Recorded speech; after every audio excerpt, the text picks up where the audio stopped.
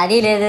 పైగా నా విగ్రహాన్ని కొనడానికి పెళ్లి సంబంధాల్లో పిల్లని చూడడానికి వెళ్ళినట్టు పొలవమను 10 మంది వెళ్తారు. అందులో ఒకడికి ఆ బొమ్మ నచ్చిందని, ఇంకోటికి ఈ బొమ్మ నచ్చిందని. నా కర్మ ఏంటంటే అక్కడ ఉన్నవన్నీ నా బొమ్మలే. మళ్ళీ తీరా 10 మందికి ఒక బొమ్మ నచ్చాక అమ్మేటోడు అలుసుగా తీసుకొని 10,000 15,000 అని బాంబు పేలుస్తాడు. ఎందుకురా బాబు ఇంత రేట్ అంటే కలకత్తా నుంచి తెప్పించాం అంటాడు. నాకు అర్థం కానిది ఏంటంటే ఎక్కడైతే నేను కలకత్తా నుంచి అయితే నాకన్నా మొనగాడు వస్తాడా, అక్కడ కూడా నేనే కదా.